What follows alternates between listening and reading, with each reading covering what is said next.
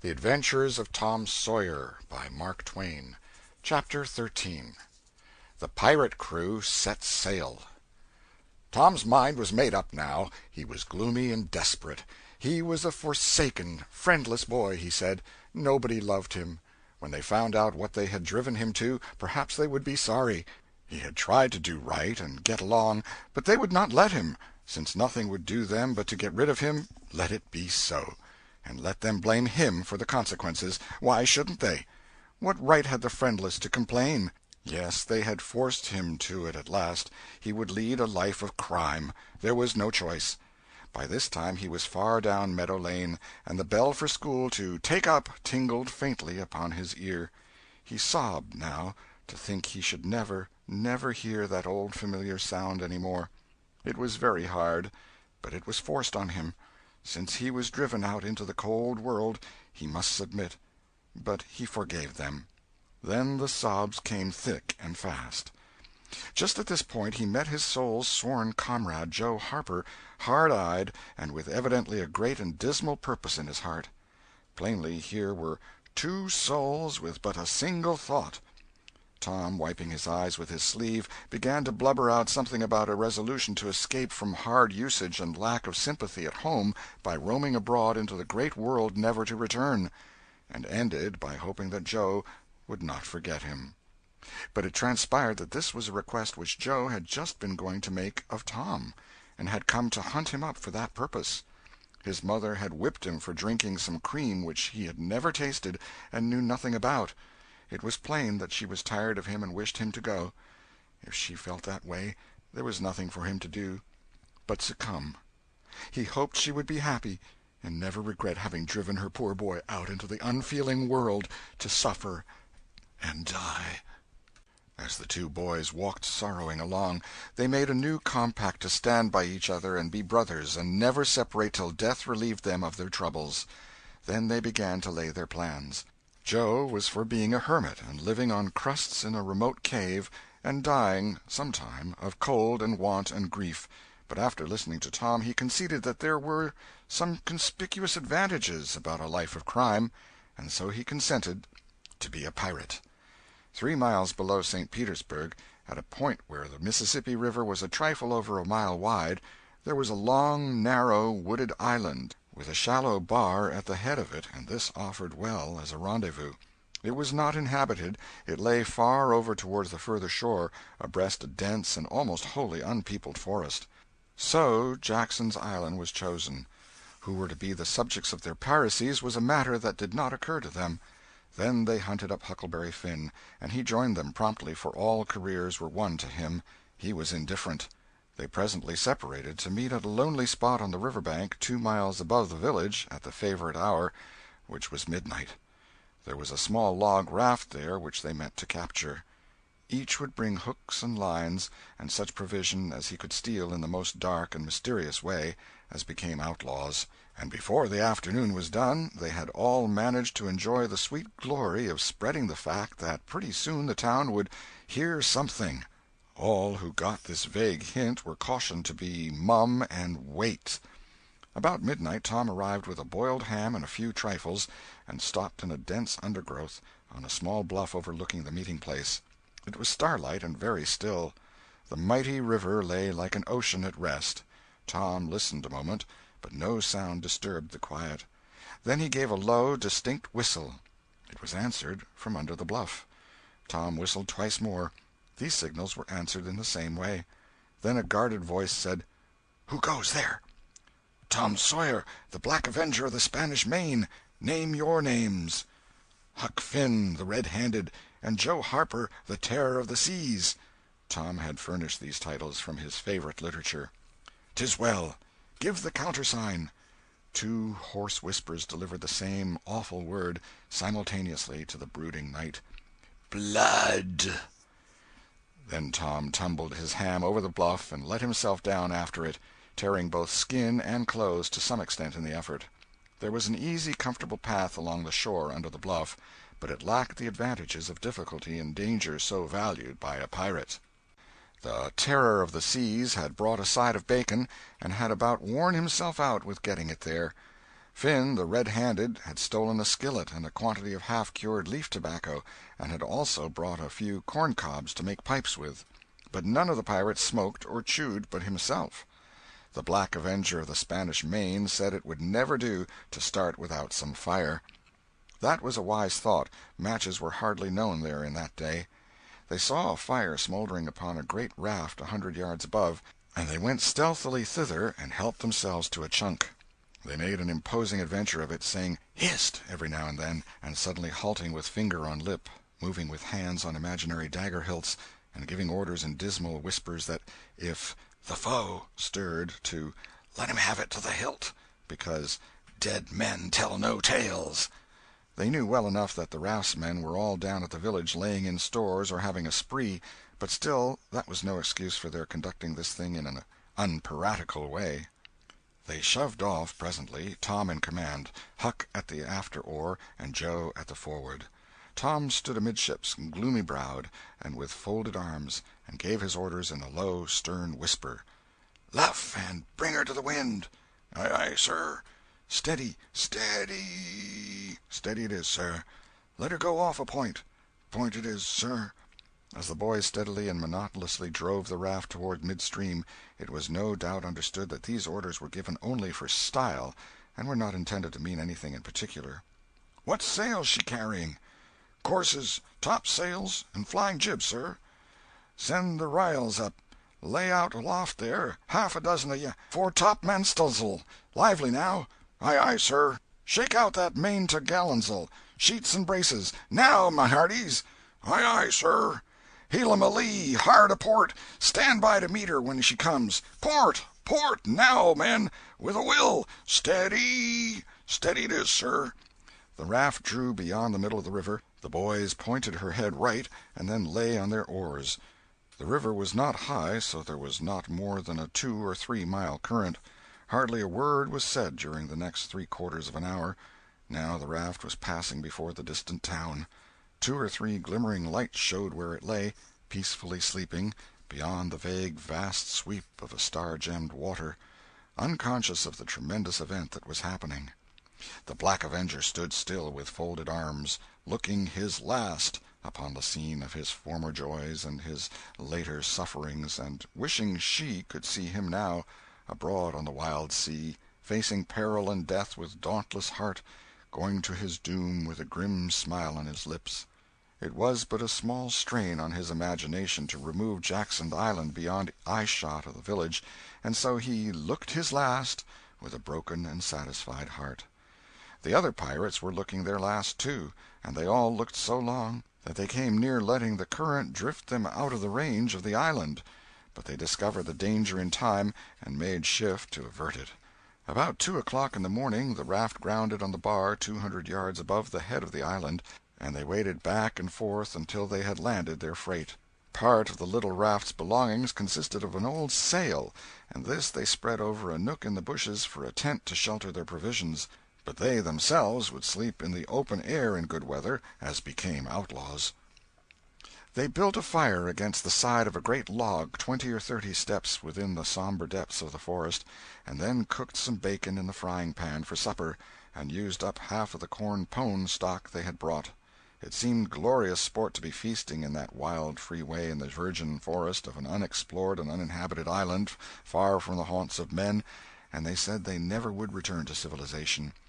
The climbing fire lit up their faces and threw its ruddy glare upon the pillared tree-trunks of their forest temple, and upon the varnished foliage and festooning vines.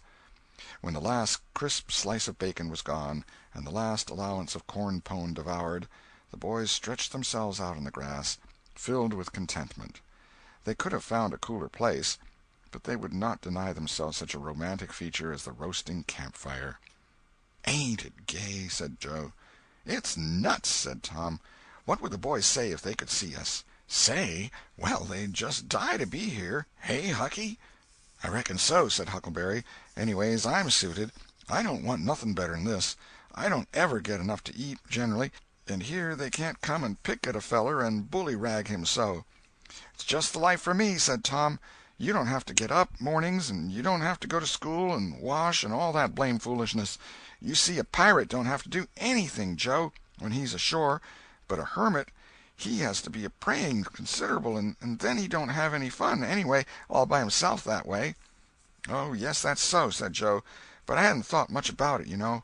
I'd a good deal rather be a pirate, now that I've tried it." "You see," said Tom, "people don't go much on hermits nowadays, like they used to in the old times, but a pirate's always respected. And a hermit's got to sleep on the hardest place he can find, and put sackcloth and ashes on his head, and stand out in the rain, and—" "What does he put sackcloth and ashes on his head for?" inquired Huck. "I don't know, but they's got to do it. Hermits always do. You'd have to do that if you was a hermit." "Derned if I would," said Huck. "Well, what would you do?" "I don't know, but I wouldn't do that." "Why, Huck, you'd have to. How'd you get around it?" "Why, I just wouldn't stand it. I'd run away." "Run away? Well, you would be a nice old slouch of a hermit. You'd be a disgrace." The red-handed made no response, being better employed. He had finished gouging out a cob, and now he fitted a weed stem to it, loaded it with tobacco, and was pressing a coal to the charge and blowing a cloud of fragrant smoke. He was in the full bloom of luxurious contentment. The other pirates envied him this majestic vice, and secretly resolved to acquire it shortly. Presently Huck said, "What does pirates have to do?" Tom said, "Oh, they have just a bully time. Take ships and burn them, and get the money and bury it in awful places in their island where there's ghosts and things to watch it, and kill everybody in the ships, and make 'em walk a plank." "And they carry the women to the island," said Joe. "They don't kill the women." "No," assented Tom, "they don't kill the women.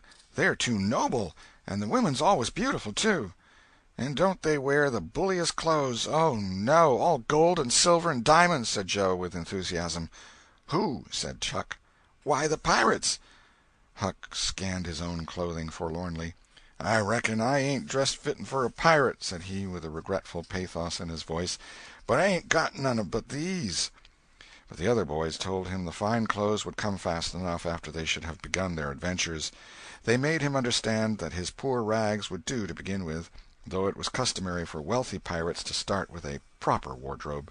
Gradually their talk died out, and drowsiness began to steal upon the eyelids of the little waifs. The pipe dropped from the fingers of the red-handed, and he slept the sleep of the conscience-free and the weary. The Terror of the Seas and the Black Avenger of the Spanish Main had more difficulty in getting to sleep. They said their prayers inwardly and lying down, since there was nobody there with authority to make them kneel and recite aloud. In truth, they had a mind not to say them at all, but they were afraid to proceed to such lengths at that, lest they might call down a sudden and special thunderbolt from heaven. Then at once they reached and hovered upon the imminent verge of sleep. But an intruder came, now, that would not down. It was conscience. They began to feel a vague fear that they had been doing wrong to run away, and next they thought of the stolen meat, and then the real torture came. They tried to argue it away by reminding conscience that they had purloined sweetmeats and apples scores of times, but conscience was not to be appeased by such thin plausibilities. It seemed to them in the end that there was no getting around the stubborn fact that taking sweetmeats was only hooking, while taking bacon and hams and such valuables was plain simple stealing. And there was a command against that in the Bible. So they inwardly resolved that so long as they remained in the business, their piracies should not again be sullied with the crime of stealing. Then conscience granted a truce, and these curiously inconsistent pirates fell peacefully to sleep. End of Chapter 13. Chapter 14. Happy Camp of the Freebooters. When Tom awoke in the morning, he wondered where he was. He sat up and rubbed his eyes and looked around. Then he comprehended. It was the cool, gray dawn, and there was a delicious sense of repose and peace in the deep, pervading calm and silence of the woods. Not a leaf stirred, not a sound obtruded upon great Nature's meditation. Beaded dewdrops stood upon the leaves and grasses, a white layer of ashes covered the fire, and a thin blue breath of smoke rose straight into the air. Joe and Huck still slept. Now, far away in the woods, a bird called. Another answered. Presently the hammering of a woodpecker was heard. Gradually the cool, dim gray of the morning whitened, and as gradually sounds multiplied and life manifested itself. The marvel of nature shaking off sleep and going to work unfolded itself to the musing boy. A little green worm came crawling over a dewy leaf, lifting two-thirds of his body into the air from time to time and sniffing around, then proceeding again, for he was measuring, Tom said, and when the worm approached him of its own accord, he sat as still as a stone, with his hopes rising and falling by turns, as the creature still came toward him or seemed inclined to go elsewhere. And when at last it considered a painful moment with its curved body in the air and then came decisively down upon Tom's leg and began journeying over him, his whole heart was glad, for that meant that he was going to have a new suit of clothes, without the shadow of a doubt a gaudy piratical uniform. Now a procession of ants appeared, from nowhere in particular, and went about their labors. One struggled manfully by with a dead spider 5 times as big as itself in its arms, and lugged it straight up a tree trunk. A brown-spotted ladybug climbed the dizzy height of a grass-blade, and Tom bent down close to it and said, "Ladybug, ladybug, fly away home. Your house is on fire, your children's alone." And she took wing and went off to see about it, which did not surprise the boy, for he knew of old that this insect was credulous about conflagrations, and he had practised upon its simplicity more than once. A tumblebug came next, heaving sturdily at its ball, and Tom touched the creature to see it shut its legs against its body and pretend to be dead. The birds were fairly rioting by this time. A catbird, the northern mocker, lit in a tree over Tom's head, and trilled out her imitations of her neighbors in a rapture of enjoyment. Then a shrill jay swept down, a flash of blue flame, and stopped on a twig almost within the boy's reach, cocked his head to one side, and eyed the strangers with a consuming curiosity. A gray squirrel and a big fellow of the fox kind came scurrying along, sitting up at intervals to inspect and chatter at the boys, for the wild things had probably never seen a human being before and scarcely knew whether to be afraid or not. All nature was wide awake and stirring now. Long lances of sunlight pierced down through the dense foliage far and near, and a few butterflies came fluttering upon the scene.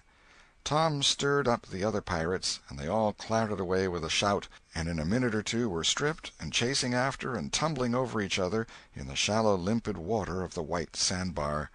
They felt no longing for the little village sleeping in the distance beyond the majestic waste of water. A vagrant current, or a slight rise in the river, had carried off their raft, but this only gratified them, since its going was something like burning the bridge between them and civilization. They came back to camp wonderfully refreshed, glad-hearted, and ravenous, and they soon had the campfire blazing up again. Huck found a spring of clear cold water close by, and the boys made cups of broad oak or hickory leaves, and felt that water, sweetened with such wildwood charm as that, would be a good enough substitute for coffee. While Joe was slicing bacon for breakfast, Tom and Huck asked him to hold on a minute. They stepped to a promising nook in the river bank and threw in their lines. Almost immediately they had reward. Joe had not had time to get impatient before they were back again with some handsome bass, a couple of sun perch, and a small catfish, provisions enough for quite a family. They fried the fish with the bacon, and were astonished, for no fish had ever seemed so delicious before. They did not know that the quicker a fresh-water fish is on the fire after it is caught the better he is, and they reflected little upon what a sauce open-air sleeping, open-air exercise, bathing, and a large ingredient of hunger makes, too. They lay around in the shade after breakfast while Huck had a smoke, and then went off through the woods on an exploring expedition. They tramped gaily along over decaying logs, through tangled underbrush, among solemn monarchs of the forest, hung from their crowns to the ground with a drooping regalia of grapevines. Now and then they came upon snug nooks carpeted with grass and jeweled with flowers. They found plenty of things to be delighted with, but nothing to be astonished at. They discovered that the island was about 3 miles long and 1/4 of a mile wide, and that the shore it lay closest to was only separated from it by a narrow channel hardly 200 yards wide. They took a swim about every hour, so it was close upon the middle of the afternoon when they got back to the camp. They were too hungry to stop to fish, but they fared sumptuously upon cold ham, and then threw themselves down in the shade to talk. But the talk soon began to drag, and then died.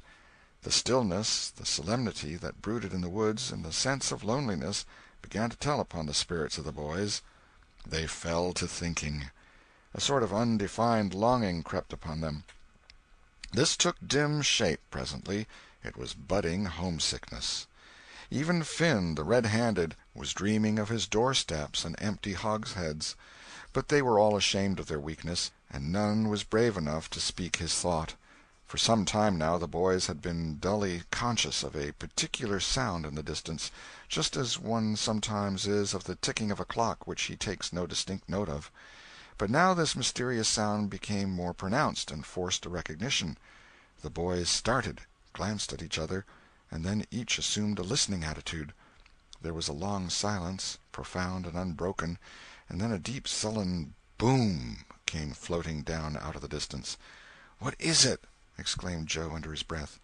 "I wonder," said Tom in a whisper. "'Tain't thunder," said Huckleberry in an awed tone, "'cause thunder—" "Hark!" said Tom. "Listen, don't talk." They waited a time that seemed an age, and then the same muffled boom troubled the solemn hush. "Let's go and see." They sprang to their feet and hurried to the shore toward the town. They parted the bushes on the bank and peered out over the water. The little steam ferry-boat was about a mile below the village, drifting with the current. Her broad deck seemed crowded with people. There was a great many skiffs rowing about or floating with the stream in the neighborhood of the ferry-boat, but the boys could not determine what the men in them were doing. Presently a great jet of white smoke burst from the ferry-boat's side, and as it expanded and rose in a lazy cloud, that same dull throb of sound was borne to the listeners again. "I know now!" exclaimed Tom. "Somebody's drownded." "That's it," said Huck. "They done that last summer when Bill Turner got drownded. They shoot a cannon over the water, and that makes him come up to the top."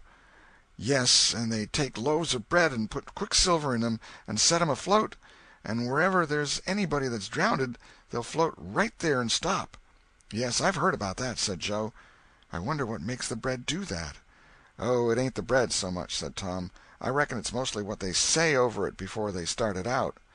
"But they don't say anything over it," said Huck. "I've seen 'em and they don't." "Well, that's funny," said Tom. "But maybe they say it to themselves. Of course they do. Anybody might know that." The other boys agreed that there was reason in what Tom said, because an ignorant lump of bread, uninstructed by an incantation, could not be expected to act very intelligently when sent upon an errand of such gravity. "By jings, I wish I was over there now," said Joe. "I do too," said Huck. "I'd give heaps to know who it is." The boys still listened and watched. Presently a revealing thought flashed through Tom's mind, and he exclaimed, "Boys, I know who's drownded. It's us!" They felt like heroes in an instant. Here was a gorgeous triumph. They were missed. They were mourned. Hearts were breaking on their account. Tears were being shed. Accusing memories of unkindness to these poor lost lads were rising up, and unavailing regrets and remorse were being indulged. And best of all, the departed were the talk of the whole town, and the envy of all the boys, as far as this dazzling notoriety was concerned. This was fine. It was worth while to be a pirate after all. As twilight drew on, the ferry-boat went back to her accustomed business, and the skiffs disappeared. The pirates returned to camp. They were jubilant with vanity over their new grandeur and the illustrious trouble they were making. They caught fish, cooked supper and ate it, and then fell to guessing at what the village was thinking and saying about them, and the pictures they drew of the public distress on their account were gratifying to look upon from their point of view. But when the shadows of night closed them in, they gradually ceased to talk, and sat gazing into the fire, with their minds evidently wandering elsewhere. The excitement was gone, now, and Tom and Joe could not keep back thoughts of certain persons at home who were not enjoying this fine frolic as much as they were. Misgivings came. They grew troubled and unhappy. A sigh or two escaped unawares. By and by Joe timidly ventured upon a roundabout feeler as to how the others might look upon a return to civilization. Not right now, but— Tom withered him with derision. Huck, being uncommitted as yet, joined in with Tom, and the waverer quickly explained, and was glad to get out of the scrape with as little taint of chicken-hearted homesickness clinging to his garments as he could. Mutiny was effectually laid to rest for the moment. As the night deepened, Huck began to nod and presently to snore. Joe followed next. Tom lay upon his elbow motionless for some time, watching the two intently. At last he got up cautiously on his knees and went searching among the grass and the flickering reflections flung by the camp-fire. He picked up and inspected several large semi-cylinders of the thin white bark of a sycamore, and finally chose two which seemed to suit him. Then he knelt by the fire and painfully wrote something upon each of these with his red keel. One he rolled up and put in his jacket pocket, and the other he put in Joe's hat and removed it to a little distance from the owner. And he also put into the hat certain schoolboy treasures of almost inestimable value, among them a lump of chalk, an india-rubber ball, 3 fish-hooks, and one of that kind of marbles known as the sure-enough crystal. Then he tiptoed his way cautiously among the trees till he felt that he was out of hearing, and straightway broke into a keen run in the direction of the sandbar. End of Chapter 14. Chapter 15. Tom's Stealthy Visit Home. A few minutes later Tom was in the shoal water of the bar, wading toward the Illinois shore. Before the depth reached his middle he was half-way over. The current would permit no more wading now, so he struck out confidently to swim the remaining 100 yards. He swam quartering upstream, but still was swept downward rather faster than he had expected. However, he reached the shore finally, and drifted along till he found a low place and drew himself out. He put his hand on his jacket pocket, found his piece of bark safe, and then struck through the woods, following the shore with streaming garments. Shortly before 10 o'clock he came out into an open place opposite the village, and saw the ferryboat lying in the shadow of the trees and the high bank. Everything was quiet under the blinking stars. He crept down the bank, watching with all his eyes, slipped into the water, swam 3 or 4 strokes, and climbed into the skiff that did yawl duty at the boat's stern. He laid himself down under the thwarts and waited, panting. Presently the cracked bell tapped, and a voice gave the order to cast off. A minute or two later the skiff's head was standing high up against the boat's swell, and the voyage was begun. Tom felt happy in his success, for he knew it was the boat's last trip for the night. At the end of a long 12 or 15 minutes the wheel stopped, and Tom slipped overboard and swam ashore in the dusk, landing 50 yards downstream, out of danger of possible stragglers. He flew along unfrequented alleys, and shortly found himself at his aunt's back fence. He climbed over, approached the L, and looked in at the sitting-room window, for a light was burning there. There sat Aunt Polly, Sid, Mary, and Joe Harper's mother, grouped together, talking. They were by the bed, and the bed was between them and the door. Tom went to the door and began to softly lift the latch. Then he pressed gently, and the door yielded a crack. He continued pushing cautiously, and quaking every time it creaked, till he judged he might squeeze through on his knees. So he put his head through and began warily. "What makes the candles blow so?" said Aunt Polly. Tom hurried up. "Why, that door's open, I believe. Why, of course it is. No end of strange things now. Go along and shut it, Sid." Tom disappeared under the bed just in time. He lay and breathed himself for a while, then crept to where he could almost touch his aunt's foot. "But as I was saying," said Aunt Polly, "he warn't bad, so to say, only mischievous, only just giddy and harum-scarum, you know. He warn't any more responsible than a colt. He never meant any harm, and he was the best-hearted boy that ever was," and she began to cry. "It was just so with my Joe, always full of his devilment and up to every kind of mischief, but he was just as unselfish and kind as he could be. And laws bless me, to think I went and whipped him for taking that cream, never once recollecting that I throwed it out myself because it was sour, and I never to see him again in this world, never, never, never, poor abused boy." And Mrs. Harper sobbed as if her heart would break. "I hope Tom's better off where he is," said Sid. "But if he'd been better in some ways—" "Sid!" Tom felt the glare of the old lady's eye, though he could not see it. "Not a word against my Tom, now that he's gone. God'll take care of him. Never you trouble yourself, sir. Oh, Mrs. Harper, I don't know how to give him up. I don't know how to give him up. He was such a comfort to me, although he tormented my old heart out of me, most. The Lord giveth, and the Lord hath taken away. Blessed be the name of the Lord. But it's so hard, oh, it's so hard.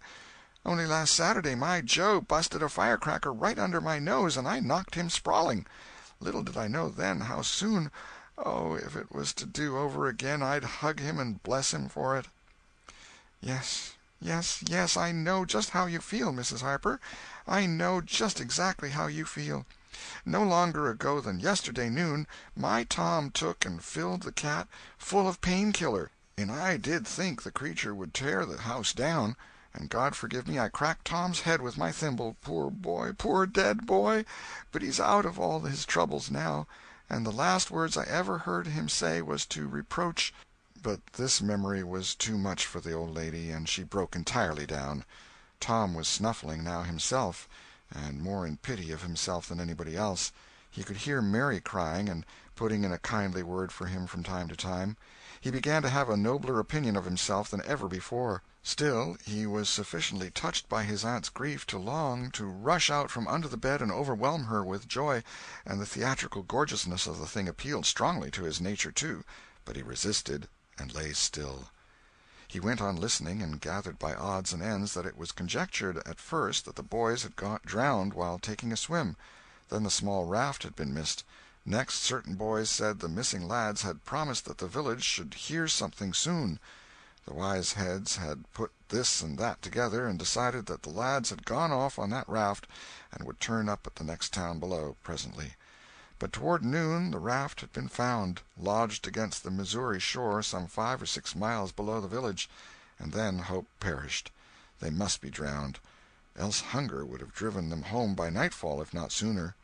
It was believed that the search for the bodies had been a fruitless effort, merely because the drowning must have occurred in mid-channel, since the boys, being good swimmers, would otherwise have escaped to shore. This was Wednesday night. If the bodies continued missing until Sunday, all hope would be given over, and the funerals would be preached on that morning. Tom shuddered. Mrs. Harper gave a sobbing good night and turned to go. Then, with a mutual impulse, the two bereaved women flung themselves into each other's arms and had a good, consoling cry, and then parted. Aunt Polly was tender far beyond her wont in her good night to Sid and Mary. Sid snuffled a bit, and Mary went off crying with all her heart. Aunt Polly knelt down and prayed for Tom so touchingly, so appealingly, and with such measureless love in her words and her old trembling voice, that he was weltering in tears again long before she was through.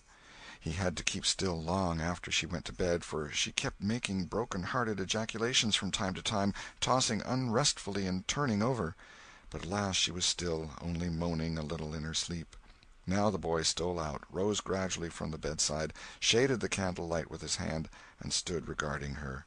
His heart was full of pity for her. He took out his sycamore scroll and placed it by the candle. But something occurred to him, and he lingered considering. His face lighted with a happy solution of his thought. He put the bark hastily in his pocket. Then he bent over and kissed the faded lips, and straightway made his stealthy exit, latching the door behind him. He threaded his way back to the ferry landing, found nobody at large there, and walked boldly on board the boat, for he knew she was tenantless except that there was a watchman who always turned in and slept like a graven image. He untied the skiff at the stern, slipped into it, and was soon rowing cautiously upstream. When he had pulled a mile above the village, he started quartering across and bent himself stoutly to his work. He hit the landing on the other side neatly, for this was a familiar bit of work for him. He was moved to capture the skiff, arguing that it might be considered a ship and therefore a legitimate prey for a pirate, but he knew a thorough search would be made for it, and that might end in revelations. So he stepped ashore and entered the wood. He sat down and took a long rest, torturing himself meantime to keep awake, and then started warily down the home stretch. The night was far spent. It was broad daylight before he found himself fairly abreast the island bar. He rested again until the sun was well up and gilding the great river with its splendor, and then he plunged into the stream. A little later he paused, dripping, upon the threshold of the camp, and heard Joe say, "No, Tom's true blue, Huck. He'll come back. He won't desert. He knows that would be a disgrace to a pirate, and Tom's too proud for that sort of thing. He's up to something or other. I wonder what. Well, the things is ours, anyway, ain't they?" "Pretty near, but not yet, Huck. The writing says they are if he ain't back here to breakfast." "Which he is!" exclaimed Tom, with fine dramatic effect, stepping grandly into camp. A sumptuous breakfast of bacon and fish was shortly provided, and as the boys set to work upon it, Tom recounted, and adorned, his adventures. They were a vain and boastful company of heroes when the tale was done. Then Tom hid himself away in a shady nook to sleep till noon, and the other pirates got ready to fish and explore. Chapter 16. First Pipes. I've Lost My Knife. After dinner, all the gang turned out to hunt for turtle eggs on the bar. They went about poking sticks into the sand, and when they found a soft place, they went down on their knees and dug with their hands. Sometimes they would take 50 or 60 eggs out of one hole. They were perfectly round, white things, a trifle smaller than an English walnut. They had a famous fried egg feast that night, and another on Friday morning. After breakfast they went whooping and prancing out on the bar, and chased each other round and round, shedding clothes as they went, until they were naked, and then continued the frolic far away up the shoal water of the bar, against the stiff current, which latter tripped their legs from under them from time to time, and greatly increased the fun. And now and then they stooped in a group and splashed water in each other's faces with their palms, gradually approaching each other with averted faces to avoid the strangling sprays, and finally gripping and struggling till the best man ducked his neighbor, and then they all went under in a tangle of white legs and arms, and came up blowing, sputtering, laughing, and gasping for breath at one and the same time. When they were well exhausted, they would run out and sprawl on the dry, hot sand, and lie there and cover themselves up with it, and by and by break from the water again and go through the original performance once more. Finally it occurred to them that their naked skin represented flesh-colored tights very fairly, so they drew a ring in the sand and had a circus, with 3 clowns in it, for none would yield this proudest post to his neighbor. Next they got their marbles and played knucks and ring-taw and keeps till that amusement grew stale. Then Joe and Huck had another swim, but Tom would not venture, because he found that in kicking off his trousers he had kicked his string of rattlesnake rattles off his ankle, and he wondered how he had escaped cramp so long without the protection of this mysterious charm.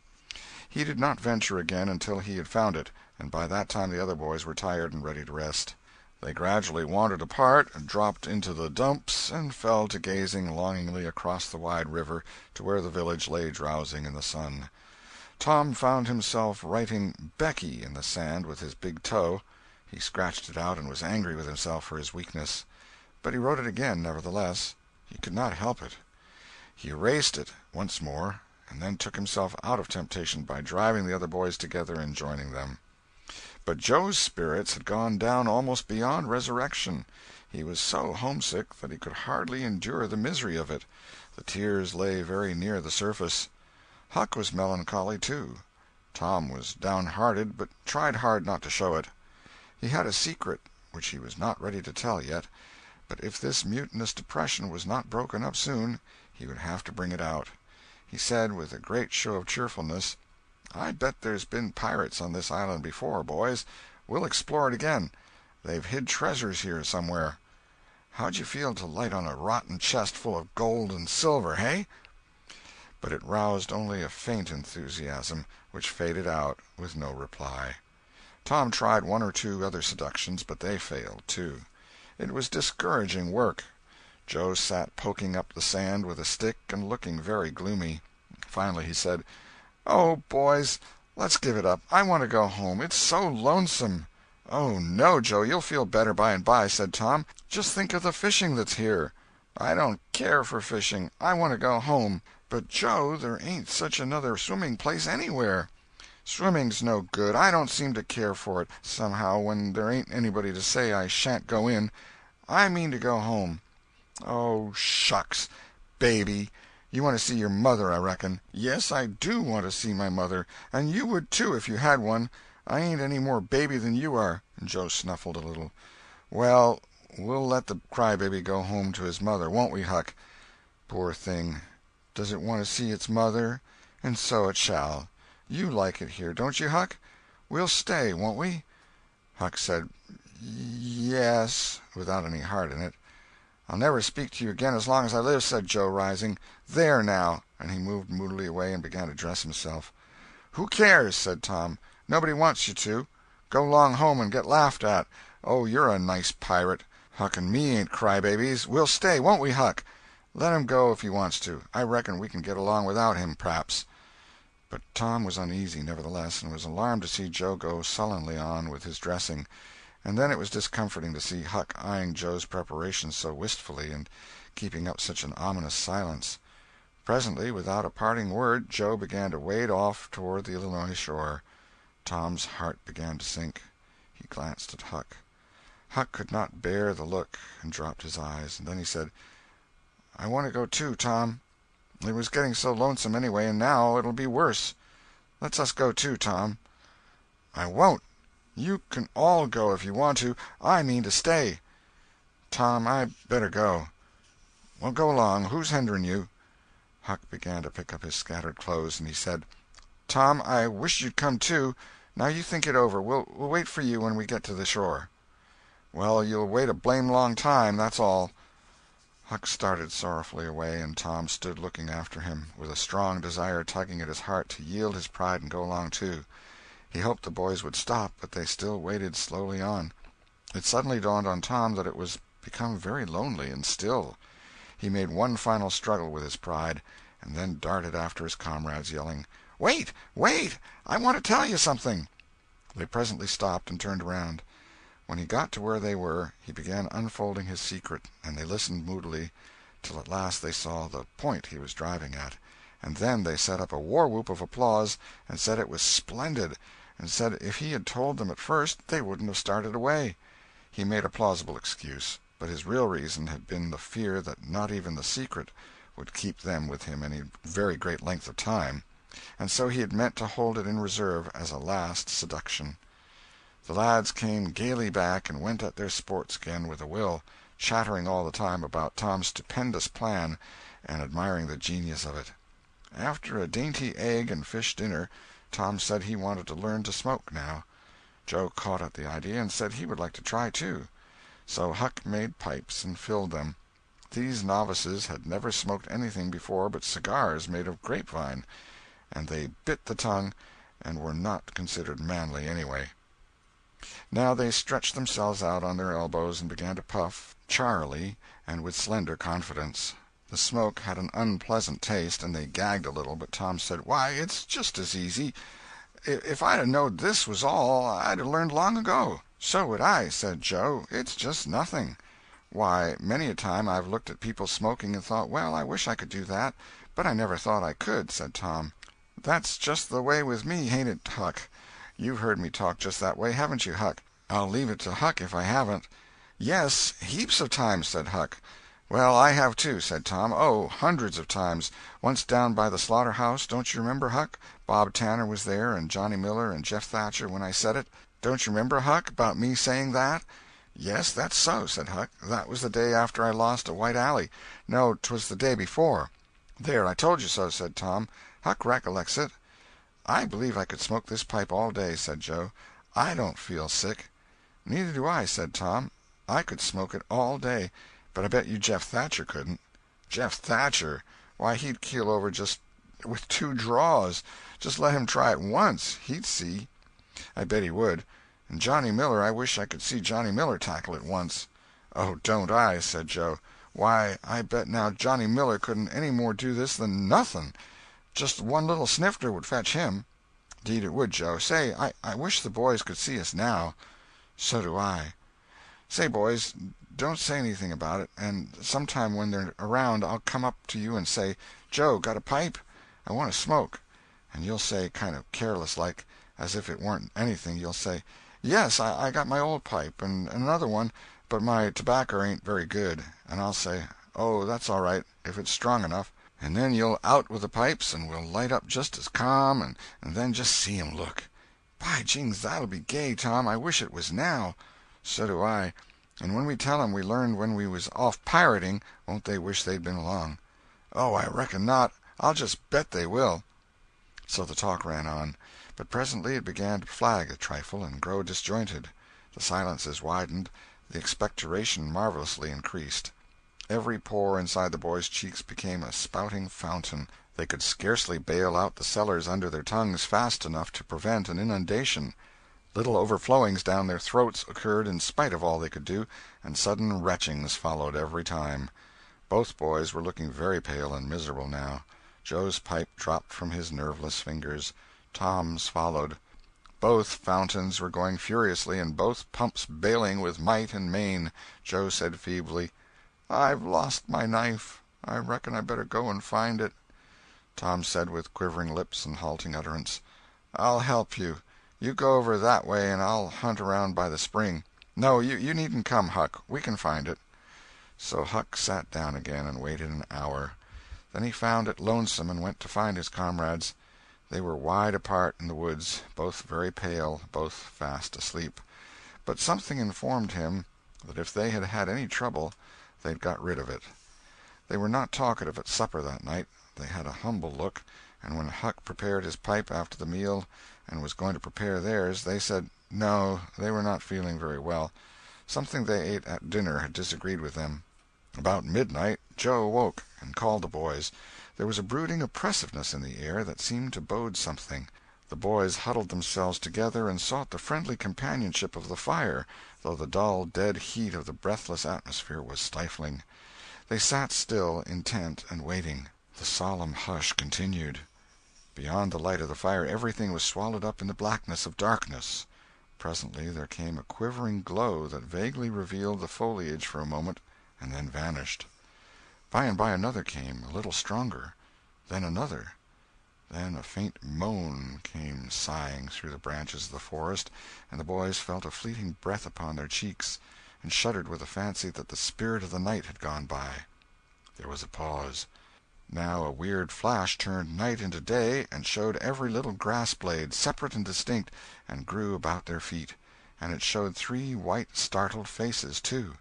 A deep peal of thunder went rolling and tumbling down the heavens, and lost itself in sullen rumblings in the distance. A sweep of chilly air passed by, rustling all the leaves and snowing the flaky ashes broadcast about the fire. Another fierce glare lit up the forest, and an instant crash followed that seemed to rend the tree-tops right over the boys' heads. They clung together in terror in the thick gloom that followed. A few big raindrops fell pattering upon the leaves. "Quick, boys, go for the tent!" exclaimed Tom. They sprang away, stumbling over the roots and among vines in the dark, no two plunging in the same direction. A furious blast roared through the trees, making everything sing as it went. One blinding flash after another, and the peal on peal of deafening thunder. And now a drenching rain poured down, and the rising hurricane drove it in sheets along the ground. The boys cried out to each other, but the roaring wind and the booming thunder blasts drowned their voices utterly. However, one by one they straggled in at last and took shelter under the tent, cold, scared, and streaming with water. But to have company in misery seemed something to be grateful for. They could not talk, the old sail flapped so furiously, even if the other noises would have allowed them. The tempest rose higher and higher, and presently the sail tore loose from its fastenings and went winging away on the blast. The boys seized each other's hands and fled, with many tumblings and bruises, to the shelter of a great oak tree that stood upon the river bank. Now the battle was at its highest. Under the ceaseless conflagration of lightning that flamed in the skies, everything below stood out in clean-cut and shadowless distinction. The bending trees, the billowy river, white with foam, the driving spray of spume-flakes, the dim outlines of the high bluffs on the other side, glimpsed through the drifting cloud-rack and the slanting veil of rain.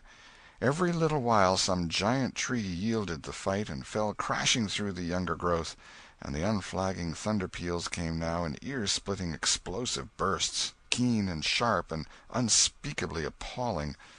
The storm culminated in one matchless effort that seemed likely to tear the island to pieces, burn it up, drown it to the tree-tops, and blow it away, and deafen every creature in it all at once at the same moment. It was a wild night for homeless young heads to be out in. But at last the battle was done, and the forces retired with weaker and weaker threatenings and grumblings, and peace resumed her sway.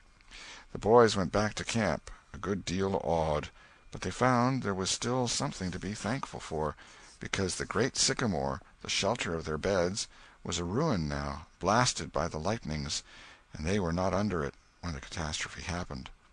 Everything in camp was drenched, the campfire as well, for they were but heedless lads, like their generation, and had made no provision against rain. Here was matter for dismay, for they were soaked through and chilled.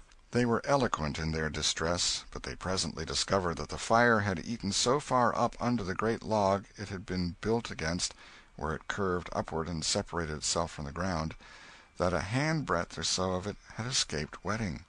So they patiently wrought until, with shreds and bark gathered from undersides of sheltered logs, they coaxed the fire to burn again.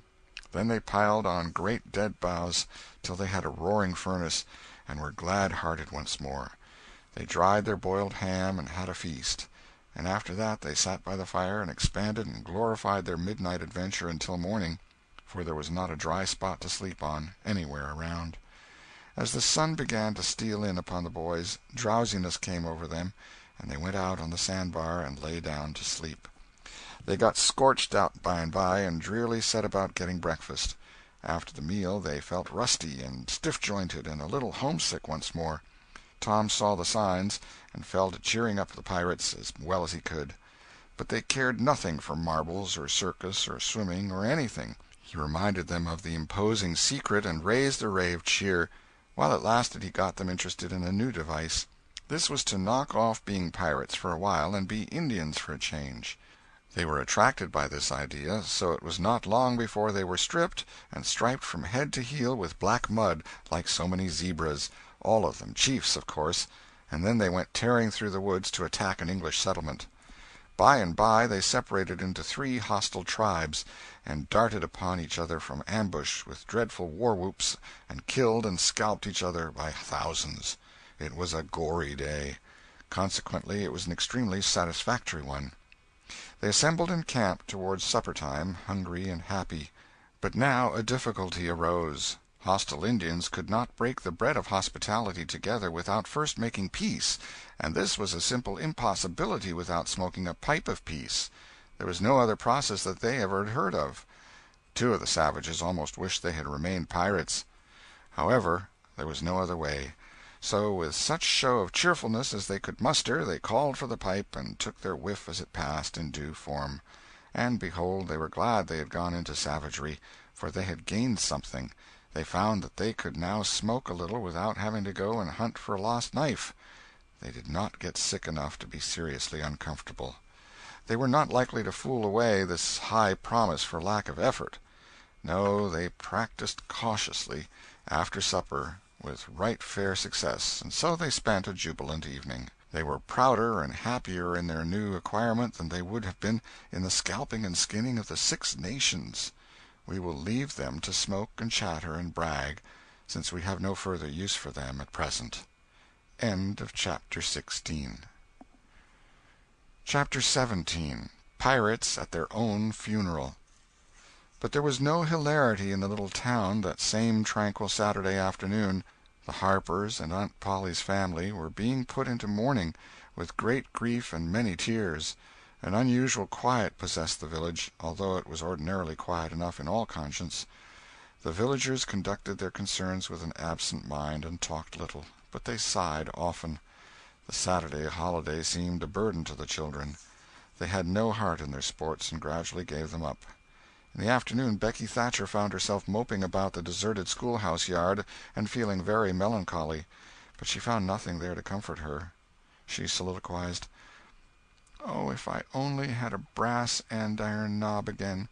But I haven't got anything now to remember him by," and she choked back a little sob. Presently she stopped and said to herself, "It was right here. Oh, if it was to do over again, I wouldn't say that. I wouldn't say it for the whole world. But he's gone now. I'll never, never, never see him any more." This thought broke her down, and she wandered away, with the tears rolling down her cheeks. Then quite a group of boys and girls playmates of Tom's and Joe's, came by, and stood looking over the paling fence and talking in reverent tones of how Tom did so-and-so the last time they saw him, and how Joe said this and that small trifle, pregnant with awful prophecy, as they could easily see now, and each speaker pointed out the exact spot where the lost lad stood at the time, and then added something like, "And I was a-standing just so, just as I am now, and as if you was him, I was as close as that, and he smiled just this way, and then something seemed to go all over me, like awful, you know, and I never thought what it meant, of course, but I can see now." Then there was a dispute about who saw the dead boys last in life, and many claimed that dismal distinction, and offered evidences, more or less tampered with by the witness. And when it was ultimately decided who did see the departed last, and exchanged the last words with them, the lucky parties took upon themselves a sort of sacred importance, and were gaped at and envied by all the rest. One poor chap, who had no other grandeur to offer, said, with tolerably manifest pride in the remembrance, "Well, Tom Sawyer he licked me once." But that bid for glory was a failure. Most of the boys could say that, and so that cheapened the distinction too much. The group loitered away, still recalling memories of the lost heroes in awed voices. When the Sunday-school hour was finished the next morning, the bell began to toll instead of ringing in the usual way. It was a very still Sabbath, and the mournful sound seemed in keeping with the musing hush that lay upon nature. The villagers began to gather, loitering a moment in the vestibule to converse in whispers about the sad event. But there was no whispering in the house, only the funereal rustling of dresses as the women gathered to their seats disturbed the silence there. None could remember when the little church had been so full before. There was finally a waiting pause, an expectant dumbness, and then Aunt Polly entered, followed by Sid and Mary, and they by the Harper family, all in deep black, and the whole congregation, the old minister as well, rose reverently and stood until the mourners were seated in the front pew. There was another communing silence, broken at intervals by muffled sobs, and then the minister spread his hands abroad and prayed. A moving hymn was sung, and the text followed, "I am the resurrection and the life." As the service proceeded, the clergyman drew such pictures of the graces, the winning ways, and the rare promise of the lost lads, that every soul there, thinking he recognized these pictures, felt a pang in remembering that he had persistently blinded himself to them always before, and had as persistently seen only faults and flaws in the poor boys.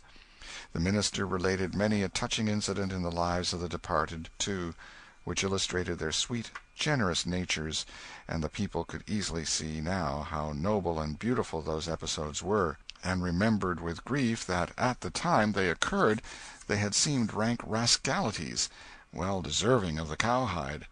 The congregation became more and more moved as the pathetic tale went on, till at last the whole company broke down and joined the weeping mourners in a chorus of anguished sobs, the preacher himself giving way to his feelings and crying in the pulpit. There was a rustle in the gallery which nobody noticed. A moment later the church door creaked. The minister raised his streaming eyes above his handkerchief and stood transfixed. First one, and another pair of eyes followed the minister's, and then almost with one impulse the congregation rose and stared while the three dead boys came marching up the aisle, Tom in the lead, Joe next, and Huck, a ruin of drooping rags, sneaking sheepishly in the rear. They had been hid in the unused gallery, listening to their own funeral sermon. Aunt Polly, Mary, and the Harpers threw themselves upon their restored ones, smothered them with kisses, and poured out thanksgivings, while poor Huck stood abashed and uncomfortable, not knowing exactly what to do or where to hide from so many unwelcoming eyes.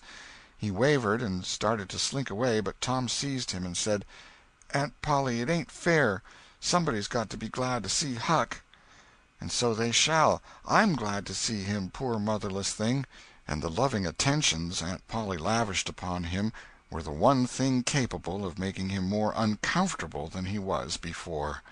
Suddenly the minister shouted at the top of his voice, "Praise God, from whom all blessings flow! Sing, and put your hearts in it!" And they did.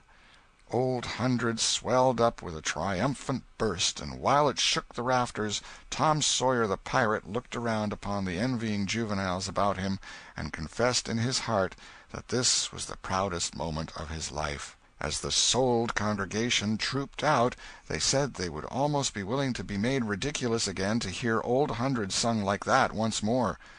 Tom got more cuffs and kisses that day, according to Aunt Polly's varying moods, than he had earned before in a year, and he hardly knew which expressed the most gratefulness to God and affection for himself. End of Chapter 17. Chapter 18. Tom reveals his dream secret. That was Tom's great secret, the scheme to return home with his brother pirates and attend their own funerals.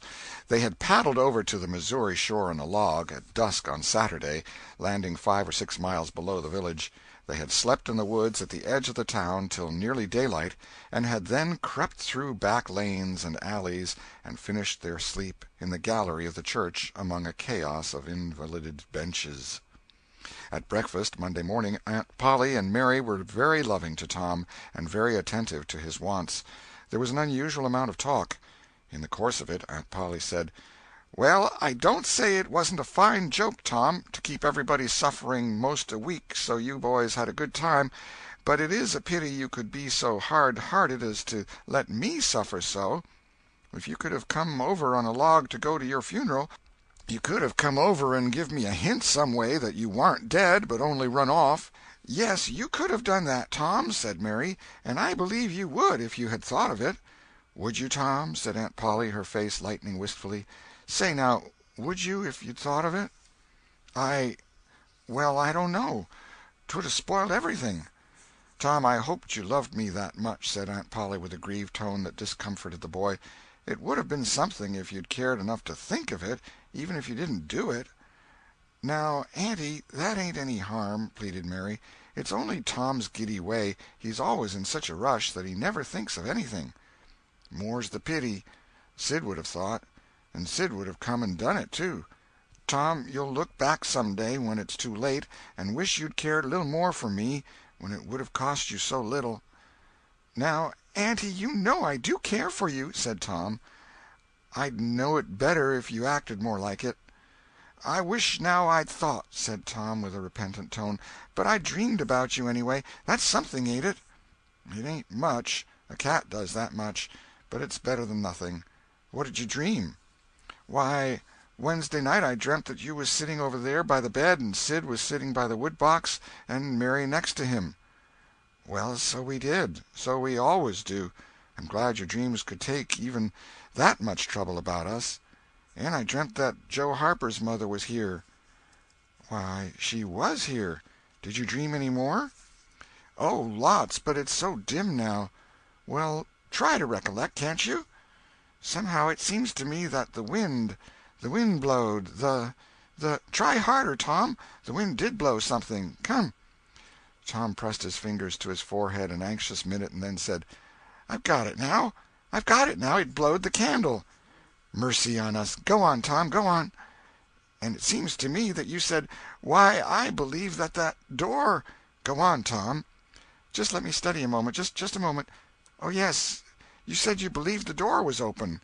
"As I'm sitting here, I did. Didn't I, Mary? Go on." "And then, well, I won't be certain, but it seems like as if you made Sid go and— Well, what did I make him do, Tom? What did I make him do?" "You made him— oh, you made him shut it." "Well, for land's sake, I never heard the beat of that in all my days. Don't tell me there ain't anything in dreams any more. Serenity Harper shall know of this before I'm an hour older. I'd like to see her get around this with her rubbage about superstition. Go on, Tom." "Oh, it's all getting just as bright as day now. Next you said I warn't bad, only mischievous and harum-scarum, and not any more responsible than I think it was a colt or something." "And so it was. Well, goodness gracious, go on, Tom." "And then you began to cry." So I did. Not the first time, neither." "And then?"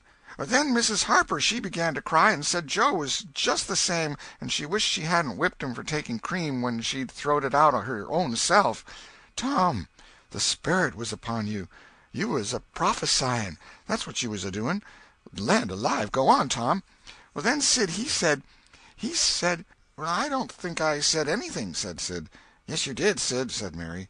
Shut your heads and let Tom go. What did he say, Tom? He said, well, I think he said he hoped I was better off where I was gone to, but if I'd been better sometimes— There, d'you hear that? It was his very words. And you shut him up sharp. I lay I did. There must have been an angel there. There was an angel there somewheres. And Mrs. Harper told about Joe scaring her with a firecracker, and you told about Peter and the painkiller, just as true as I live. And then there was a whole lot of talk about dragging the river for us, and about having the funeral Sunday, and then you and old Miss Harper hugged and cried, and she went. It happened just so. It happened just so, as sure as I'm sitting in these very tracks. Tom, you couldn't have told it more like if you'd 'a' seen it. And then what? Go on, Tom. Then I thought you prayed for me, and I could see you and hear every word you said. And you went to bed, and I was so sorry that I took and wrote on a piece of sycamore bark, "We ain't dead, we are only off being pirates," and put it on the table by the candle. And then you looked so good laying there asleep that I thought I went and leaned over and kissed you on the lips. Did you, Tom? Did you? I just forgive you everything for that. And she seized the boy in a crushing embrace that made him feel like the guiltiest of villains. It was very kind, even though it was only a dream, Sid soliloquized, just audibly. Shut up, Sid. A body does just the same in a dream as he'd do if he was awake. Here's a big Milam apple I've been saving for you, Tom, if you was ever found again. Now go along to school. I'm thankful to the good God and Father of us all I've got you back. That's long-suffering and merciful to them that believe on him and keep his word, though goodness knows I'm unworthy of it. But if only the worthy ones got his blessings, and had his hand to help them over the rough places, there's few enough would smile here or ever enter into his rest when the long night comes. Go along, Sid, Mary, Tom.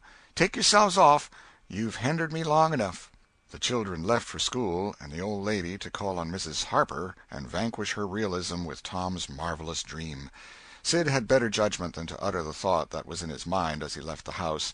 It was this: pretty thin, as long as a dream is that, without any mistakes in it. What a hero Tom was become now!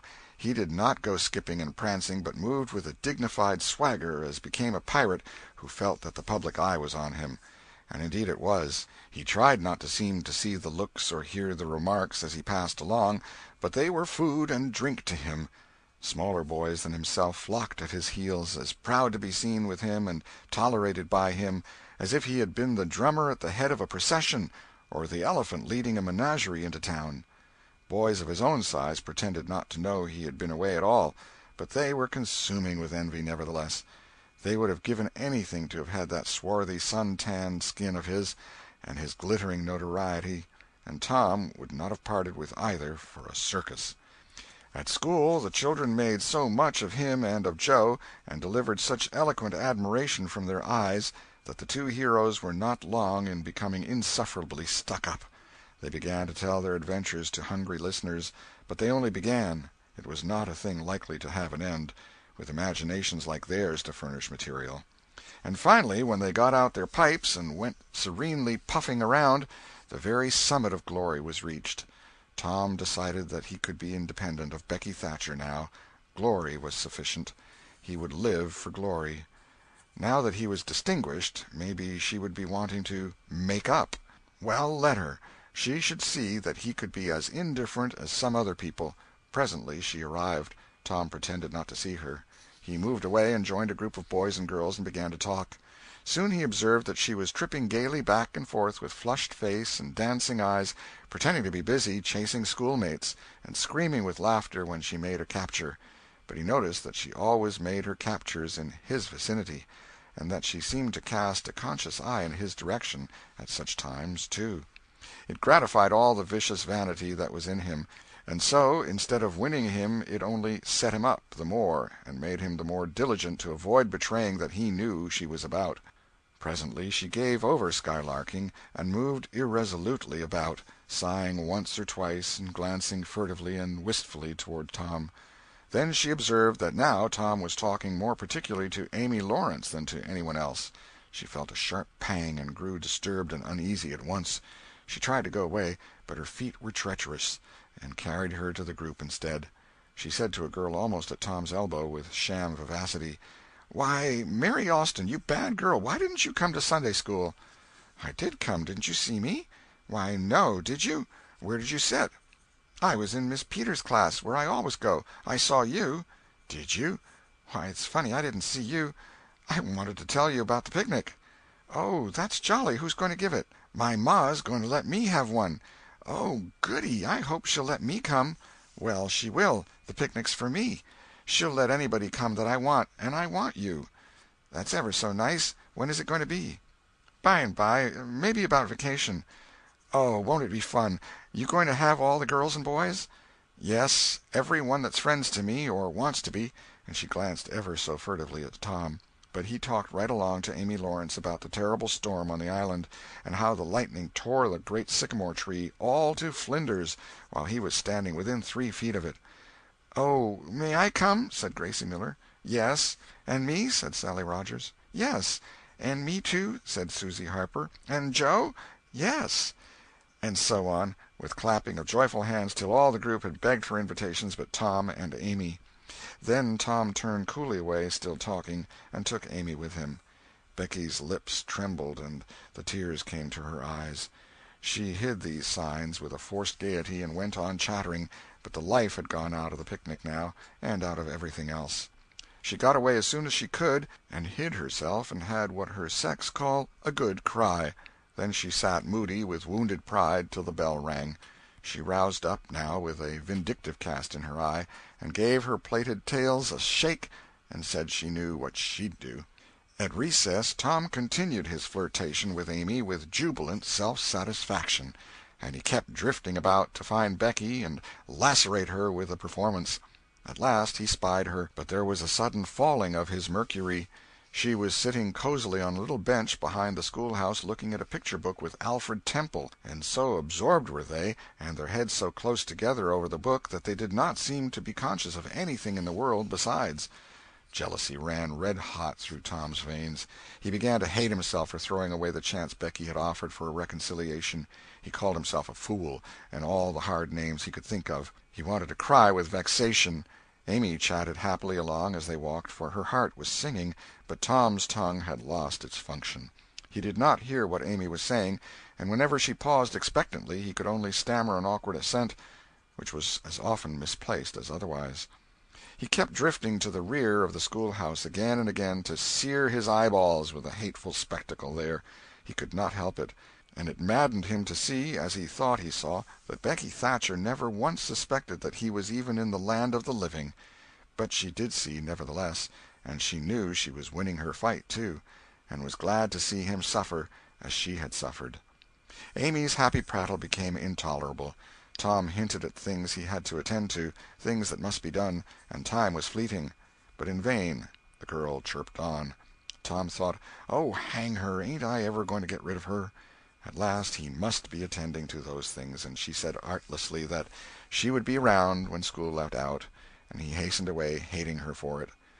Any other boy, Tom thought, grating his teeth, any boy in the whole town but that St. Louis smarty that thinks he dresses so fine and is aristocracy. Oh, all right, I licked you the first day you ever saw this town, mister, and I'll lick you again. You just wait till I catch you out. I'll just take and he went through the motions of thrashing an imaginary boy, pummeling the air and kicking and gouging. "Oh, you do you? You holler enough, do you? Now, then, let that learn you." And so the imaginary flogging was finished to his satisfaction. Tom fled home at noon.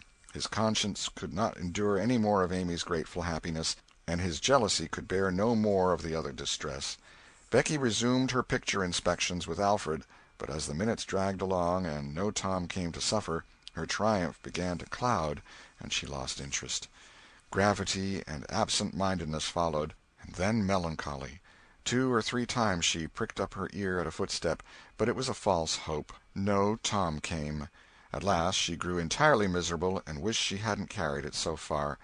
When poor Alfred, seeing that he was losing her, he did not know how, kept exclaiming, "Oh, here's a jolly one! Look at this!" she lost patience at last, and said, "Oh, don't bother me! I don't care for them!" and burst into tears and got up and walked away.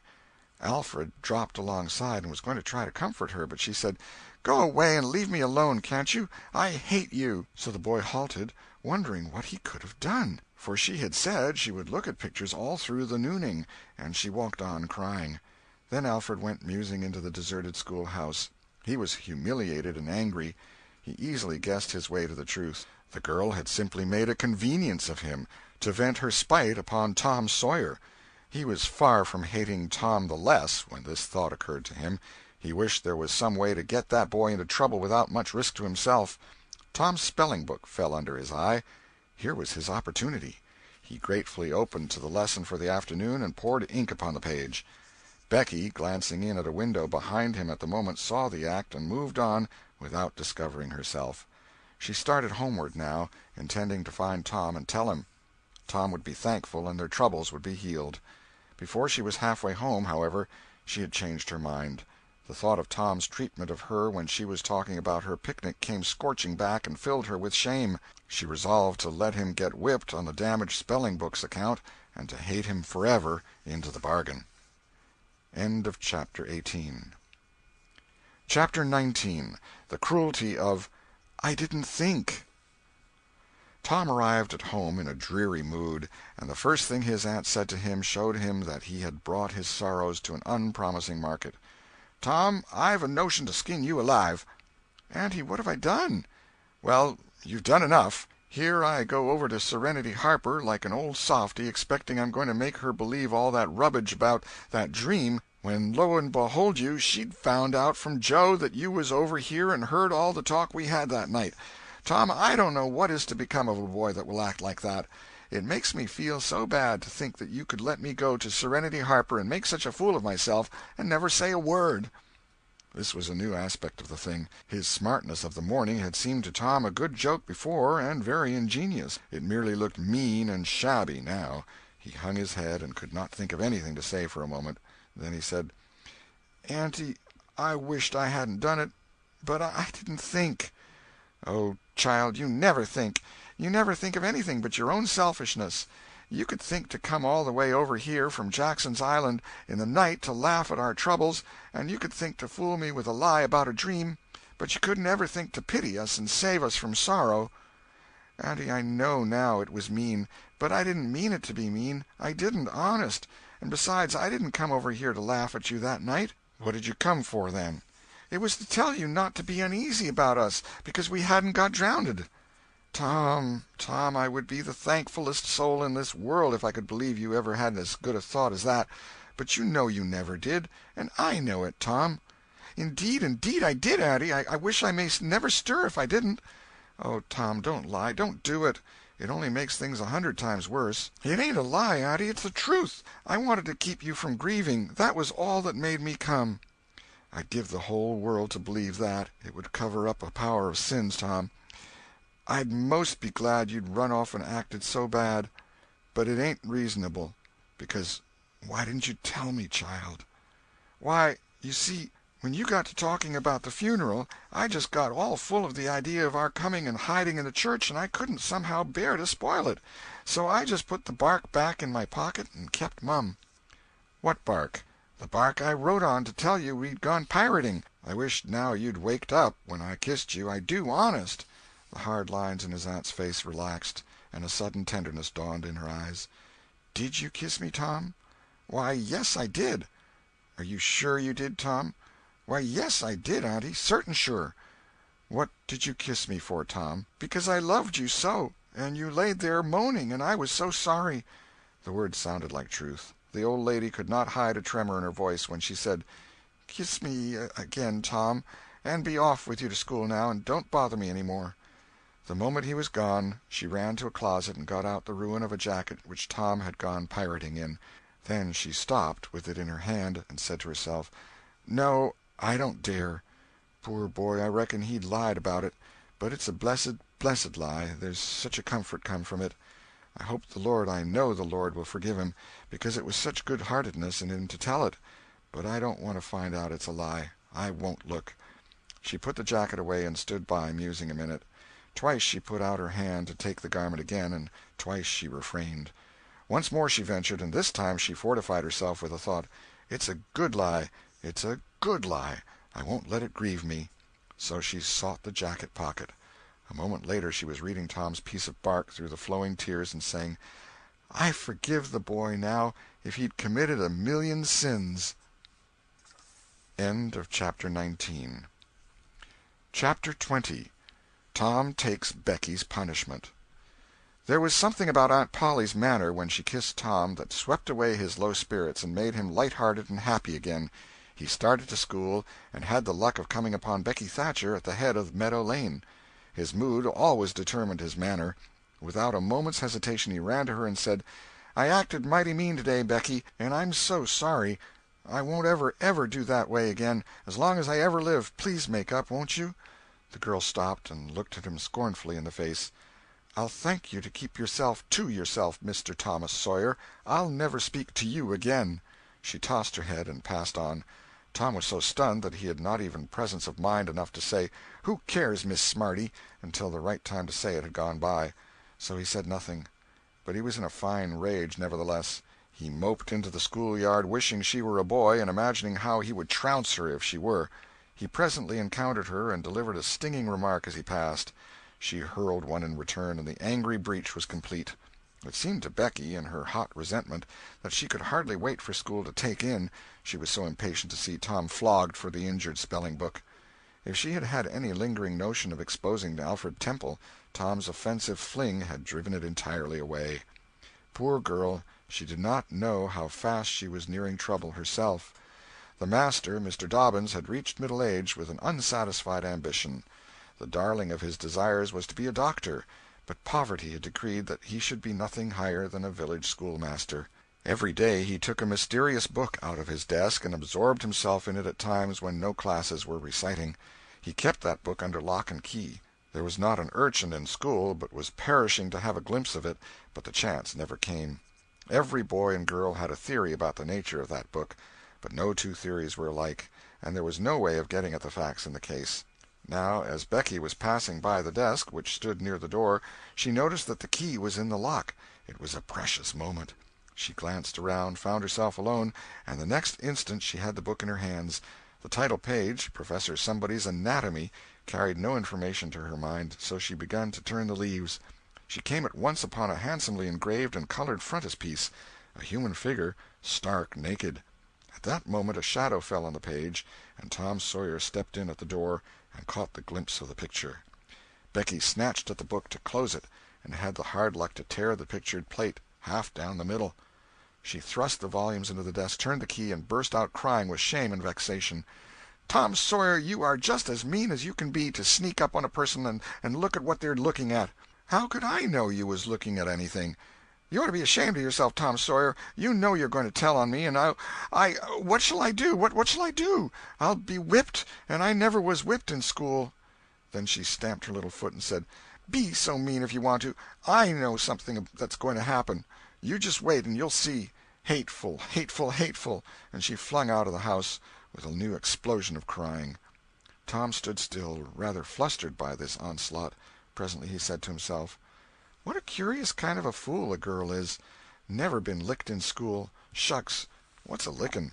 That's just like a girl. They're so thin-skinned and chicken-hearted.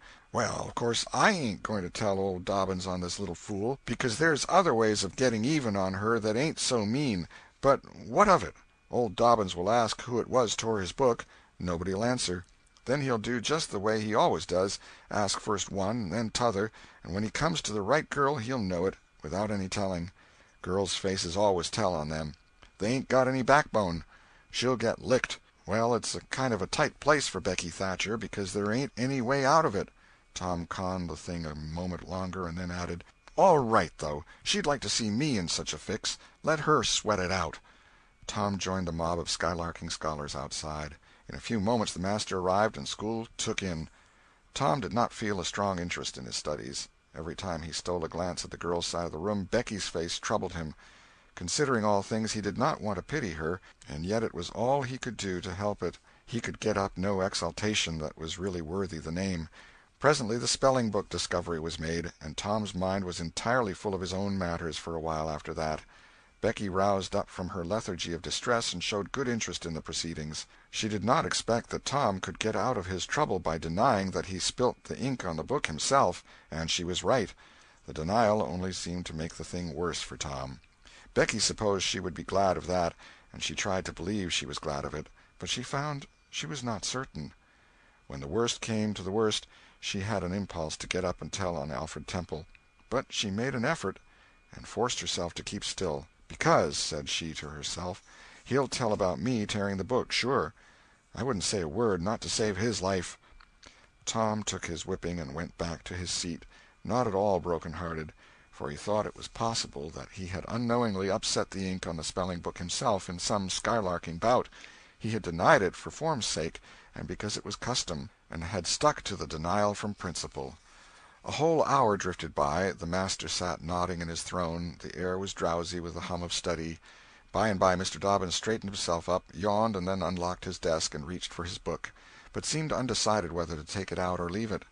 Most of the pupils glanced up languidly, but there was two among them that watched his movements with intent eyes. Mr. Dobbins fingered his book absently for a while, then took it out and settled himself in his chair to read. Tom shot a glance at Becky. He had seen a hunted and helpless rabbit look as she did, with a gun leveled at its head. Instantly he forgot his quarrel with her. Quick, something must be done in a flash, too. But the very imminence of the emergency paralyzed his invention. Good, he had an inspiration. He would run and snatch the book, spring through the door, and fly. But his resolution shook for one little instant, and the chance was lost. The master opened the volume. If Tom only had the wasted opportunity back again. Too late. There was no help for Becky now, he said. The next moment the master faced the school. Every eye sank under his gaze. There was that in it which smote even the innocent with fear. There was silence while one might count 10. The master was gathering his wrath. Then he spoke. "Who tore this book?" There was not a sound. One could have heard a pin drop. The stillness continued. The master searched face after face for signs of guilt. "Benjamin Rogers, did you tear this book?" A denial. Another pause. "Joseph Harper, did you?" Another denial. Tom's uneasiness grew more and more intense under the slow torture of these proceedings. The master scanned the ranks of boys, considered a while, then turned to the girls. "Amy Lawrence." A shake of the head. "Gracie Miller." The same sign. "Susan Harper, did you do this?" Another negative. The next girl was Becky Thatcher. Tom was trembling from head to foot, with excitement and a sense of hopelessness of the situation. "Rebecca Thatcher." Tom glanced at her face. It was white with terror. "Did you tear—" "No, look me in the face." Her hands rose in appeal. "Did you tear this book?" A thought shot like lightning through Tom's brain. He sprang to his feet and shouted, "I done it!" The school stared in perplexity at this incredible folly. Tom stood a moment to gather his dismembered faculties, and when he stepped forward to go to his punishment, the surprise, the gratitude, the adoration that shone upon him out of poor Becky's eyes seemed pay enough for 100 floggings. Inspired by the splendor of his own act, he took without an outcry the most merciless flaying that even Mr. Dobbins had ever administered, and also received with indifference the added cruelty of a command to remain 2 hours after school should be dismissed. For he knew who would wait for him outside till his captivity was done, and not count the tedious time as loss, either. Tom went to bed that night planning vengeance against Alfred Temple, for with shame and repentance Becky had told him all, not forgetting her own treachery. But even the longing for vengeance had to give way soon to pleasanter musings, and he fell asleep at last, with Becky's latest words lingering dreamily in his ear. "Tom, how could you be so noble?" End of chapter 20.